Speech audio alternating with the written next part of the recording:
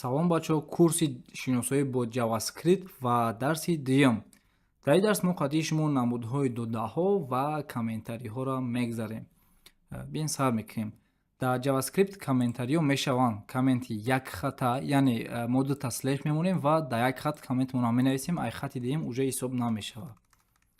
Мешава комменти бисёр хата, яъне слеш мемонем ситорача ва дар дарун чизе ки мо бинависем, ҳамаи ӯ как коммент ҳисоб мешавад ва ҳангоми барои маҳкам кардан мо также ситорача ва слеш мемонем.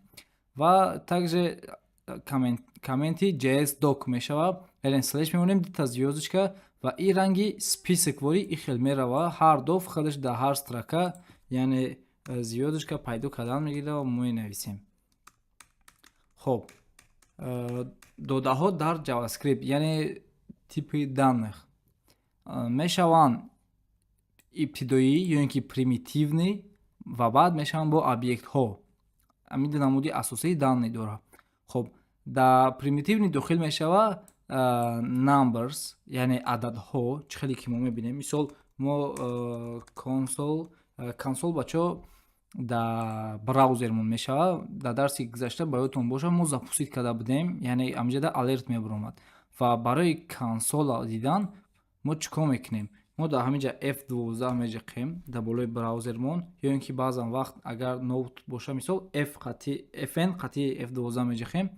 Хоб, меҷиқем амира мекушояд ва баъзан вақт ай бар мешава мекушояд, баъзан вақт ай тараф ва дар ҳаминҷа элементи ва ина консол дорад. Дар ҳамин консол мо коди JavaScript мона менависем, яъне чизе ки бинависем, мисол console.log просто бароварданай. Мисол мо ин қаъдат бинависем, просто ҳамро мебарора ва аммо алерти дар дарси гузашта навиштагимон, мисол метавонем ҳаминҷа дам бинависемаш ва инаҳа мебарояд дар ҳаминҷа. Яъне ҳамин просто коди JavaScript-е. Барои ира тоза кардан мо Ctrl-L меҷиқем, ё ин ки инаи кнопкаи ҷада будагира меҷиқем ва ӯ чизе ки undefined ёз бировард, ӯро аҳамият надиҳем бачаҳо, дар дарсҳои оянда варо мефаҳмем.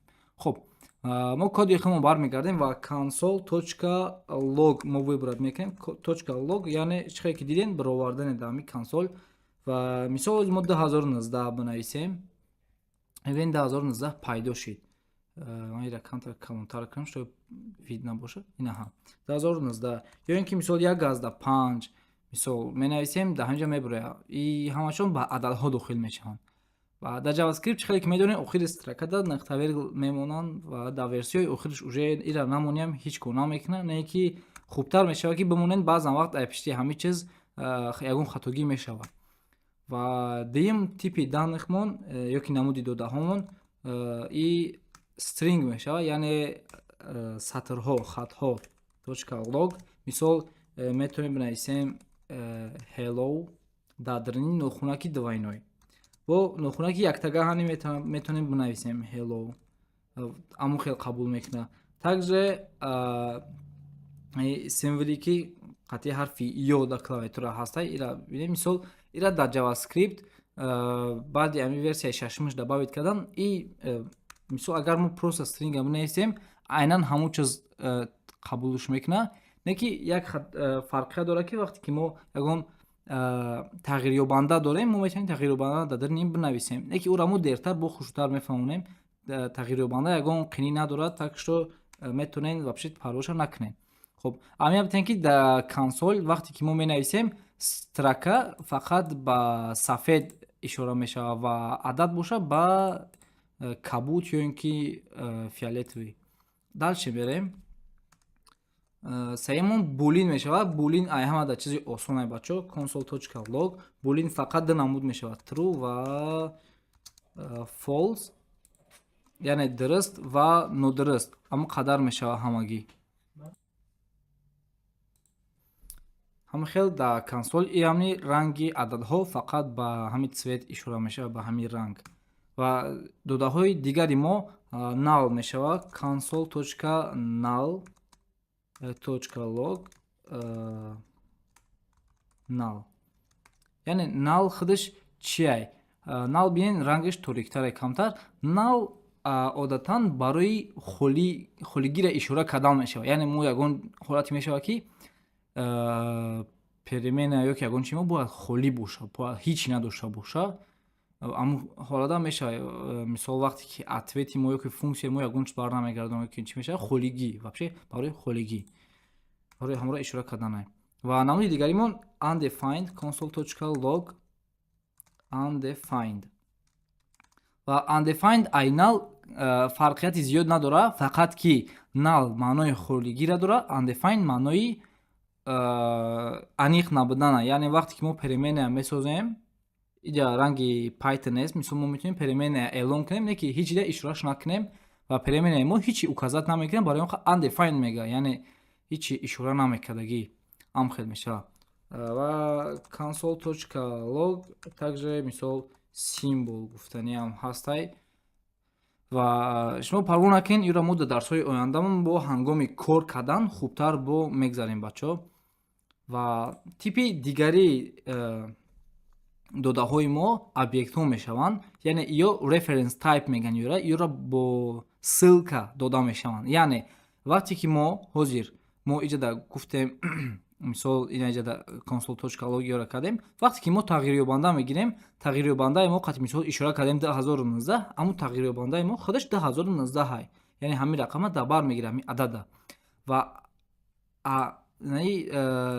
додаҳои reference type боша ё фарқ мекунанд, яъне ё мисол мо баробари ами массив бигирем, агар массива дар бар намегираву просто ссилкаи ҳамин массива дар бар мегирад, яъне массив дар памят сохранид мешавад, фақат ссилкаш дар переменаи мо меяд тамом. Типа массива ахча дар бар намегирад, массиви мо дар памят места. Ва мисол лозим мо кунем console.log мисол объекти мо, хе объект мо худмон сохта метавонем, мисол ранги ключ ва значение, мисол name max пустим age боша ягон c. Небуд амун нахтавиргла намондем, барои ҳамон ошибка скорее всего. Аҳа. Вот. Ина ҳана хел бировардаш, не ки бисёр барои хуштар бировардан мо console.мисол table бинависем. Ира ранги одам вори мебарад ина хел. Ва также мисол мо array дорем, яъне массив мешавад .log мисол 1 2 3 4. Ҳама бинем биромад ва вақте мо стрелкаи поёна меҷихем, иҷада нишон метавад ҳар адад индекс дора ба худша, яъне через кадом индекс мо иро метавонем вызвать кунем ва также length дарозиша мебурад. Ва хайр дигари намудаш мисол функсия, дата ва ин хел объектҳо бениҳоят зиёданд ва мо дар дарсҳои оянда ҳатман ки сохтани функсия, сохтани дигар чизо, истифода бурдани объектҳоро хубтар мегзарем. Ва дар ин дарс ман надеюс умед дорам ки шумо ай ҳамин фаҳмондагии ман ягон чизи нав ба худтона гирифтен. Ва подписатсия ва лайка фаромӯш накунед то видеоҳои оянда.